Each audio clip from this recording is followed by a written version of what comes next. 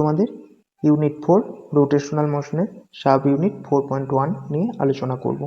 Sub unit 4.1 থেকে তোমরা জানবে what is motion of a body and it's classification, what is torque, result of application of torque on a body, what is angular momentum, relation between torque and angular momentum, and at last the law of conservation of angular momentum and some of its applications.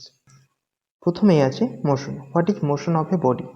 ডেফিনেশনটা দেখো, motion of a body is defined as the change in position of that body with the passage of time. অর্থাৎ সময়ের সাথে সাথে কোনো বস্তুর অবস্থার পরিবর্তন হলে সেটার একটা মোশন হয়েছে বলতে পারি। এখানে অ্যানিমেশনটা দেখো, এই যে ফুলের ছবিটা আছে, এই এখান থেকে এখানে গেল, তো কি এর অবস্থানটা সময়ের সাথে সাথে পরিবর্তন হলো, অর্থাৎ এর একটা মোশন হলো। বোঝা গেছে? আচ্ছা, মোশনকে আমরা মেনলি তিনটে ভাগে ভাগ করতে পারি। ওয়ান হচ্ছে translational motion, two rotational motion, and three periodic motion. এখন ট্রান্সলেশনাল মোশনটা কি? দেখো, it is a type of motion of a body in which all parts of the body move along the same direction and the same distance in a given interval of time. একটা বডির প্রত্যেকটা part same ডিরেকশনে যাবে and same distance যাবে। এই দুটো important. একটা নির্দিষ্ট সময়ের ব্যবধানে প্রত্যেকটা পার্ট, বডির প্রত্যেকটা বিন্দু একই ডিরেকশনে যাবে এবং একই ডিস্টেন্স অতিক্রম করবে, তখন আমরা বলতে পারি সেটা একটা ট্রান্সলেশনাল মোশন। ট্রান্সলেশনাল মোশনকে দুটো ভাগে ভাগ করা যায়। ওয়ান হচ্ছে rectilinear motion, two curvilinear motion. Rectilinear মোশনে কি অবজেক্টটা একটা স্ট্রেট লাইন বরাবর যাবে। এখানে দেখো, এই যে স্টার শেপড অবজেক্টটা আছে তার ইনিশিয়াল পজিশন ছিল এ বি, এখান থেকে কি এ ড্যাশ বি ড্যাশ পজিশনে এসছে। দেখো, এই এ ড্যাশ এটা কি একটা স্ট্রেট লাইন, অর্থাৎ initial position and final position এই দুটো জয়নিং লাইন দেখো একটা স্ট্রেট লাইন, তাহলে এটাকে আমরা বলতে পারি একটা রেক্টিলিনিয়ার মোশন। আর একটা জিনিস লক্ষ্য করো যে এ ড্যাশ এই ডিস্টেন্সটা আর বি ড্যাশ এই ডিস্টেন্সটা দুটোই সেম, তার মানে কি সেম ডিস্টেন্স হচ্ছে, প্রত্যেকটা পয়েন্ট সেম ডিস্টেন্স যাচ্ছে। আবার ডিরেকশনটাও দেখো সেম, তাহলে সেম ডিরেকশনও হচ্ছে। আচ্ছা, এবার কার্ভিলিনিয়ার মোশনের ক্ষেত্রে কি? কার্ভিলিনিয়ার মোশনের ক্ষেত্রে এই পাথটা স্ট্রেট লাইন নয়, আগে যেমন স্ট্রেট লাইন হচ্ছিল এখানে স্ট্রেট লাইন নয়, এখানে দেখো একটা কার্ভ পাথ হচ্ছে। কিন্তু দেখো, এই যে ডিস্টেন্সটা A dash A double dash, এই যে ডিস্টেন্সটা এইটা দেখো B dash B double dash এইটার সাথে সমান হলো। এবার তুমি যে কোনো একটা পয়েন্ট নাও, যে কোনো ধরো এই পয়েন্টটাই নাও, এখানে দেখো যেদিকে ডিরেকশন, এখানে বি পয়েন্টটারও সেদিকেই ডিরেকশন, তাহলে এখানের ক্ষেত্রেও সেম ডিরেকশন হচ্ছে অ্যান্ড সেম ডিস্টেন্স হচ্ছে। ওকে, এরপর আসছি রোটেশনাল মোশন। রোটেশনাল মোশনটা কি? কোনো একটা বডি যদি একটা পয়েন্টকে অথবা একটা অ্যাক্সিসকে সেন্টার করে ঘুরতে থাকে, তখন আমরা বলবো রোটেশনাল মোশন। এখানে দেখো লেফটের সাইডের ছবিটা দেখো, যে এ বি এই রডটা আছে, এ বি রডটা কি হচ্ছে, এই যে ও পয়েন্টটাকে কেন্দ্র করে এটা রোটেট করছে, এভাবে রোটেট করছে। এখানে দেখো এই এ ড্যাশ এ ডবল ড্যাশ এই তিনটে পজিশন দেখানো হয়েছে। এই যে ডিস্টেন্সটা আর এই বি পয়েন্টের ডিস্টেন্স দেখো B dash B double dash, এই ডিস্টেন্সটা আর এই এ পয়েন্টের যে ডিস্টেন্সটা গেছে এরা কিন্তু সমান নয়। ট্রান্সলেশনালের ক্ষেত্রে যেটা সমান ছিল, রোটেশনালের ক্ষেত্রে কিন্তু সমান হচ্ছে না। যে পয়েন্টটা সেন্টারের কাছাকাছি আছে সেইটা দেখো কম দূরত্ব গেছে, আর যেটা সেন্টারের থেকে দূরে আছে, মানে পয়েন্ট অফ রোটেশনের থেকে দূরে আছে, সেটা দেখো বেশি ডিস্টেন্স গেছে। এখানে এটা উল্লেখ করা আছে, দেখবে। আচ্ছা, পিরিয়ডিক মোশনটা তোমাদের সিলেবাসে নেই, ওই জন্য আলোচনা করছি না। আচ্ছা, এখন টর্ক কি? ট্রান্সলেশনাল মোশনে আমরা জানি যে কোনো একটা বস্তুকে যদি অ্যাক্সেলারেট করতে হয় বা স্পিডটা কমাতে হয়, তাহলে কি আমরা একটা ফোর্স অ্যাপ্লাই করি। সিমিলারলি কোনো একটা বস্তুকে যদি রোটেট করতে হয় বা রোটেশনাল স্পিডটাকে বাড়াতে হয়, সেক্ষেত্রে আমাদেরকে টর্ক অ্যাপ্লাই করতে হবে। টর্ক কি সেটা বোঝার জন্য দেখো, আমরা একটা রিজিড বডি নিয়েছি। এখানে রিজিড বডিটা কি আরবিটারি শেপের একটা রিজিড বডি নেওয়া হয়েছে, যেটা ও পয়েন্টে ফিক্স করা হয়েছে। এবার এই পি পয়েন্টে একটা ফোর্স আমাদের অ্যাপ্লাই করা হয়েছে। এখন এই এফ ফোর্সটার টর্ককে আমরা ডিফাইন করব torque is equal to R cross F. আরটা হচ্ছে গিয়ে পি পয়েন্টের position vector with respect to point of rotation, মানে পয়েন্ট অফ রোটেশন হচ্ছে গিয়ে এখানে ও, এই পয়েন্টের সাপেক্ষে পি এর পজিশন ভেক্টর। এখন দেখো ভেক্টরের ক্রস প্রোডাক্ট থেকে আমরা জানি যে আর ক্রস এফ কে, এফ এর ম্যাগনিচিউডটা হলো আর এফ সাইন থিটা, বসানো হলো। এখন লক্ষ্য করো যে আর সাইন থিটা এইটা হচ্ছে গিয়ে এই ও পয়েন্ট থেকে line of action, line of action মানে হচ্ছে গিয়ে এই ফোর্সটা যে বরাবর কাজ করছে সেই ডিরেকশনের পারপেন্ডিকুলার ডিস্টেন্স, এটাকে বলা হয় মোমেন্টাম। আর সাইন থিটাকে বলা হচ্ছে মোমেন্টাম। তার মানে আমরা বলতে পারি torque N is equal two momentum into force. এখান থেকে আমরা ডেফিনেশনটা তৈরি করতে পারি টর্কের, যে torque is the product of magnitude of the force and the perpendicular distance of the line of action of the force from that point, অর্থাৎ momentum, এটা হচ্ছে মোমেন্টাম আর ফোর্স এই দুটোর প্রোডাক্ট।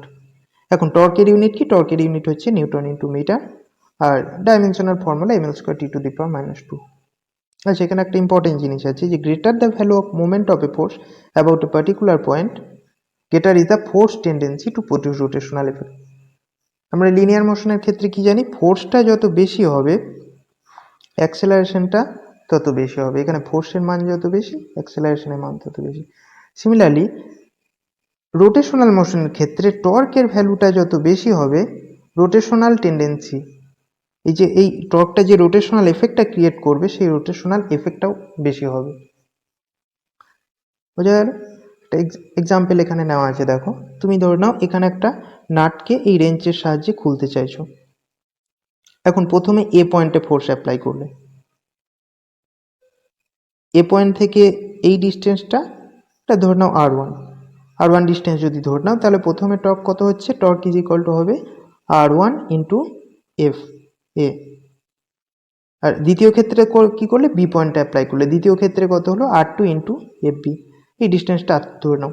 এখন দেখো এফ এর ভ্যালু যদি সেম হয়, একই পরিমাণ বল তুমি দুটো পয়েন্টেই দিচ্ছ, তাহলেও এই আর2 এর ভ্যালুটা যেহেতু বেশি, সুতরাং আর2 ইন্টু এফ, এখানে টর্কটা বেশি হবে, অর্থাৎ বি পয়েন্টে টর্কটা বেশি হবে। এখন টর্ক যদি বেশি হয় তার রোটেশনাল এফেক্ট বেশি হবে, রোটেশনাল এফেক্ট বেশি হওয়ার অর্থ কি? আমরা সহজে এটাকে খুলতে পারবো, অর্থাৎ কম বল অ্যাপ্লাই করে, এখানে আমরা কম ফোর্স অ্যাপ্লাই করেই এই নাটটাকে খুলে ফেলতে পারবো। কিন্তু এখানে যদি আমার এ পয়েন্টে অ্যাপ্লাই করতাম, আর এর ভ্যালুটা কম হতো, সেক্ষেত্রে আমাকে বেশি ফোর্স অ্যাপ্লাই করতে হতো একই পরিমাণ টর্ক ক্রিয়েট করতে, একই পরিমাণ রোটেশনাল এফেক্ট ক্রিয়েট করতে। বুঝে গেল? তার জন্য আমরা মোমেন্ট টার্মটাকে সবসময় চেষ্টা করি বড় করার, এই কারণেই একটা রেঞ্চের হ্যান্ডেলকে সবসময় বড় করার চেষ্টা করা হয়। আচ্ছা, এখানে একটা প্রবলেম নেওয়া হয়েছে যে একটা ডোরকে খোলা হচ্ছে, ফোর্স কত দেওয়া হয়েছে? ফোর্স দেওয়া হয়েছে 3 নিউটন ফোর্স দেওয়া হয়েছে এখানে। এই যে ফোর্সটা সেটা হচ্ছে 3 নিউটন, আর এই যে মোমেন্টাম এই ডিস্টেন্সটা 50 সেন্টিমিটার। তো এখানে টর্কটা কত হবে ক্যালকুলেট করতে হবে। 3 জাস্ট মাল্টিপ্লাই করে দিলেই হবে ফোর্স ইন্টু এই ডিস্টেন্সটা, তো 1.5 নিউটন ইন্টু মিটার পাওয়া যাবে। সিম্পল একটা অঙ্ক। আচ্ছা, তারপর আসছি অ্যাঙ্গুলার মোমেন্টাম। অ্যাঙ্গুলার মোমেন্টামটা কি? লিনিয়ার মোশনের ক্ষেত্রে আমরা জানি যে লিনিয়ার মোমেন্টাম, এই টার্মটা কি? কোনো একটা বস্তুর ভেলোসিটি, লিনিয়ার ভেলোসিটি আর তার মাস, এই দুটোর প্রোডাক্ট হচ্ছে লিনিয়ার মোমেন্টাম। সিমিলারলি কোনো একটা বস্তু যখন রোটেশনাল মোশন হবে তখন আমরা কনসিডার করব অ্যাঙ্গুলার মোমেন্টাম। অ্যাঙ্গুলার মোমেন্টামটা কি? অ্যাঙ্গুলার মোমেন্টামটা হলো কোনো একটা পার্টিকেলের লিনিয়ার মোমেন্টামের মোমেন্ট। অর্থাৎ দেখো এখানে একটা বডি নেওয়া হয়েছে, একটা রিজিড বডি নেওয়া হয়েছে, এর একটা পি পয়েন্ট কনসিডার করা হয়েছে, পি পয়েন্টের লিনিয়ার মোমেন্টামটা হলো পি, স্মল পি। আর ওই পি পয়েন্টের পয়েন্ট অফ রোটেশন, অর্থাৎ ও পয়েন্টের সাপেক্ষে এই পি পয়েন্টের পজিশন ভেক্টর হলো আর। তাহলে আমরা ডিফাইন করব যে ওই পি পয়েন্টার অ্যাঙ্গুলার মোমেন্টাম হলো আর ক্রস পি। এখন দেখো আগের মতোই কি লিখতে পারি? এই ভেক্টর প্রোডাক্ট থেকে জানি আর পি সাইন থিটা, ম্যাগনিচিউডটা আমরা যদি নিই। এখন দেখো আর সাইন থিটাটা কি? আগের মতোই পারপেন্ডিকুলার ডিস্টেন্স, তাহলে আমরা লিখতে পারি যে এল is equal to R perpendicular into P. অর্থাৎ এখান থেকে আমরা ডেফিনেশনটা করতে পারি যে অ্যাঙ্গুলার মোমেন্টামের আর একটা নাম কি? Moment of momentum. momentum, দেখো ডেফিনেশনটা, momentum of a particle about a point is defined as the product of magnitude of linear momentum and the perpendicular distance of line of motion of the particle from that point. linear momentum এবং এই perpendicular ডিস্টেন্সটা point of rotation থেকে এই line of action, মানে line of action হচ্ছে কোনো একটা পয়েন্টের লিনিয়ার ভেলোসিটির যে ডিরেকশন, এটা যদি লিনিয়ার ভেলোসিটি ডিরেকশন হয় তাহলে এটাকে আমরা বলবো লাইন অফ মোশন। এর যে ডিস্টেন্স, এই পয়েন্ট অফ রোটেশন থেকে যে ডিস্টেন্স, সেটা হচ্ছে গিয়ে এই আর পারপেন্ডিকুলারটা। এই আর পারপেন্ডিকুলার আর পি এর প্রোডাক্ট হচ্ছে গিয়ে অ্যাঙ্গুলার মোমেন্টাম। আচ্ছা, এখানে অ্যাঙ্গুলার মোমেন্টামটার ইউনিট কি? Kg metre square second to the power -1, আর dimensional formula ml square T to the power -1। সে দেখো, angular momentum is a rotational analog of linear momentum. কোনো একটা বস্তুর রোটেশনাল মোশনের ক্ষেত্রে অ্যাঙ্গুলার মোমেন্টামটা লিনিয়ার মোমেন্টামের মতো কাজ করে। বোঝা গেল? রিলেশনটা দেখো, টর্ক এন্ড অ্যাঙ্গুলার মোমেন্টামের রিলেশনটা আমরা জানি নিউটনের সেকেন্ড ল থেকে, যে ফোর্স ইজ ইকুয়াল টু হচ্ছে গিয়ে ডিপি ডিটি, অর্থাৎ লিনিয়ার মোমেন্টামের টাইম রেট অফ চেঞ্জের সাথে ফোর্সটা ইকুয়াল হয়। সিমিলারলি রোটেশনাল মোশনের ক্ষেত্রে অ্যাঙ্গুলার মোমেন্টামের টাইম রেট অফ চেঞ্জের সাথে টর্কটা ইকুয়াল। সিমিলার রিলেশন, লিনিয়ার মোশনের ক্ষেত্রে আমরা যেটা পাই সেই সিমিলার রিলেশনে একটা এখানে পাচ্ছি। বুঝা গেল? আচ্ছা, এবার কনজারভেশন অফ অ্যাঙ্গুলার মোমেন্টাম কি দেখো, কোনো একটা বস্তুর উপর টর্কটা যদি জিরো হয়, তাহলে সেক্ষেত্রে কি পাবো? DL DT is equal to zero. এখন তোমরা ডেরিভেটিভ থেকে করবে যে কোনো একটা ভেক্টরের, কোনো একটা ভেরিয়েবলের যদি ডেরিভেটিভ জিরো হয় তাহলে তার ভ্যালুটা কনস্ট্যান্ট হয়। তাহলে এখানে এলটা আমি পাবো কনস্ট্যান্ট। তার মানে টর্ক যদি জিরো হয় তাহলে ওই বস্তুটার অ্যাঙ্গুলার মোমেন্টামটা কনস্ট্যান্ট থাকবে। এটাই হচ্ছে গিয়ে law of conservation of angular momentum. দেখো স্টেটমেন্টটা, if the total torque acting on a body is zero, its angular momentum will remain constant. অর্থাৎ টর্ক জিরো হলে অ্যাঙ্গুলার মোমেন্টামটা কনস্ট্যান্ট হবে। আচ্ছা, আমরা এখন অ্যাঙ্গুলার মোমেন্টাম কনজারভেশনে একটা এক্সাম্পল আলোচনা করব। এখানে একটা দেখুন স্পিনিং স্ক্যাটারের কথা বলা হয়েছে। স্কেটিং মুভমেন্টটা যখন আরম্ভ হচ্ছে তখন কি একজনের হাত দুটো যতটা সম্ভব প্রসারিত করা হয়। তার ফলে কি হয়, ওই লোকটার বা যে স্কেটিং মুভমেন্টটা করছে, ওই মেয়েটার যে স্কেটিং মুভমেন্টটা করছে তার মোমেন্ট অফ ইনার্শিয়াটা বেশি হয়। মোমেন্ট অফ ইনার্শিয়া তোমরা সাব ইউনিট 4.2-তে পড়বে।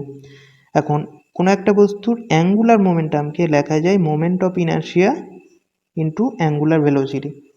এখন মোমেন্ট অফ ইনার্শিয়াটা যদি বেশি হয় তাহলে তার অ্যাঙ্গুলার ভেলোসিটিটা কম হলেও কম থাকে, ধরে নাও কম আছে অ্যাঙ্গুলার ভেলোসিটিটা, তাহলে এই যে প্রোডাক্টটা হবে, মোমেন্ট অফ ইনার্শিয়াটা লার্জ আর অ্যাঙ্গুলার ভেলোসিটিটা কম।